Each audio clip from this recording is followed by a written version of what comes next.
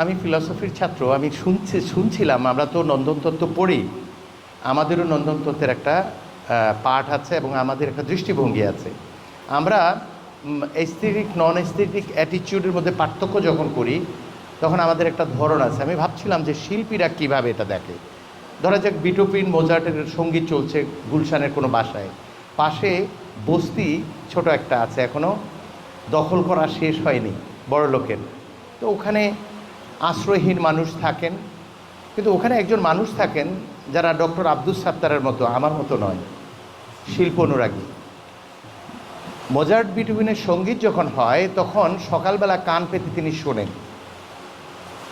আর ওই বাড়িতে যারা এই সঙ্গীত চর্চা করছেন, এই ব্যবস্থা রেখেছেন, এটা হচ্ছে তাদের স্ট্যাটাসের একটা বিষয়। গুলশানের বাড়ি, এত বড় লোক, সঙ্গীত বাজবে হচ্ছে বাংলাদেশি, এটা হয় নাকি? তাহলে এই যে সঙ্গীতের যে স্বাদ, এই স্বাদ দুজন দুভাবে নিচ্ছে। একজন হচ্ছে স্ট্যাটাসের জন্যে, আরেকজন শিল্পের স্বাদ নিচ্ছে। নন এস্থেটিক অ্যাটিটিউড হচ্ছে ওই যেই বাড়িতে বাজছে, আর এস্থেটিক অ্যাটিটিউড হচ্ছে আমরা পড়াই যিনি কান পেতে শুনছেন। তাহলে যিনি শিল্পী হবেন, প্রশ্ন হচ্ছে স্রষ্টার শ্রেষ্ঠত্ব প্রয়োজন কিনা। ব্যাড আর্টের যে বিষয়টা আসছে, আমার ধারণা একটা মানুষের চিন্তার একটা প্রতিফলন তার সকল কর্মে থাকে, তার চলনে বলনে চর্চায়, এমনকি কর্মে। তো চিত্রকর্ম তো একটা কর্ম, তাই না? একটা মানুষ কি সম্পূর্ণভাবে তার চিত্রকর্মের সাথে নিজের স্বভাবকে বিযুক্ত রাখতে পারে? নাও। এথিক্সের সেরা শিক্ষক সবচেয়ে বাজে মাস্টার হতে পারে, এথিক্সের সেরা ছাত্র সবচেয়ে খারাপ মানুষ হতে পারে। কারণ সেরা ছাত্র আর মাস্টার হওয়ার নির্ভর করে হচ্ছে ইন্টেলেকচুয়াল ভার্চু। কে প্রবলেমটা ভালো বুঝে, ভালো মন্দের তফাৎ বুঝে, ভালো মন্দের ব্যাখ্যা পৃষ্ঠার পর পৃষ্ঠা লিখে মাস্টারকে কনভিন্স করতে পারে, তিনি ফার্স্ট হয়। অথচ ওই ক্লাসরুমেই অন্যায় কাজের জন্য মধ্যমানের একজন শিক্ষার্থী তার বিরুদ্ধে সংগ্রাম করতে পারে। এটাই হচ্ছে আসলে নৈতিকতার যে বোধ, সেটাকে ধারণ করা, আর এটা চর্চার মধ্যে আসে। ফলে একজন ভালো শিল্পীর জন্য জীবনের যেই জায়গাটা, সেই জায়গাটা হচ্ছে ভালো মন্দের পার্থক্য শুধু উপলব্ধি নয়, সেটা যে করতে পারেন, তিনি অ্যারিস্টটলের ভাষায় ইন্টেলেকচুয়াল ভার্চু অর্জন করেছেন। যিনি চর্চা করেন তিনি মোরাল ভার্চু অর্জন করেছেন।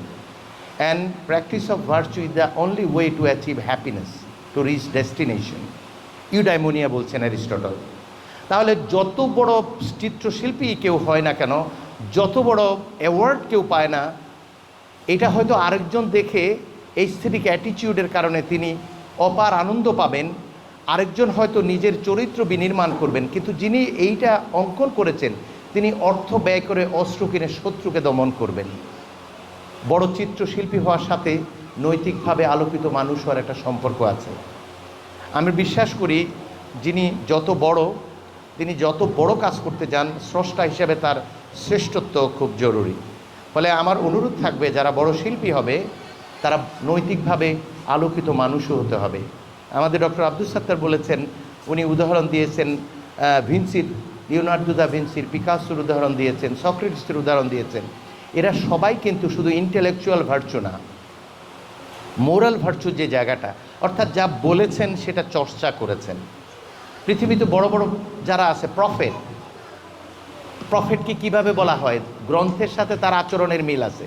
ফলে আমার অনুরোধ থাকবে, আমি দর্শনের একজন শিক্ষার্থী হিসাবে, এথিক্সের একজন শিক্ষার্থী হিসাবে এই অনুরোধটা করতে চাই, আমরা এগুলো পড়াই। There is a difference between intellectual virtue and moral virtue.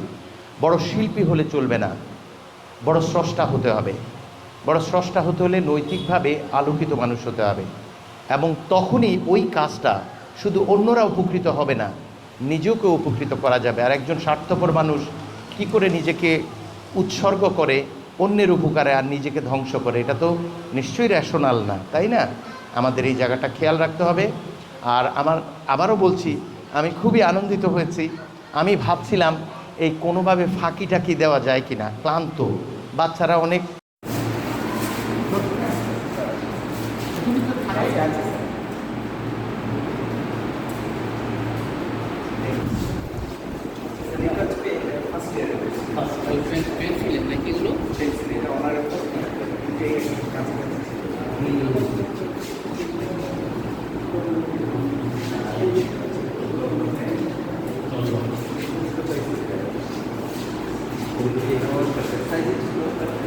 মানে অবজারভেশন ভালো এবং সে মানে রিয়ালিটি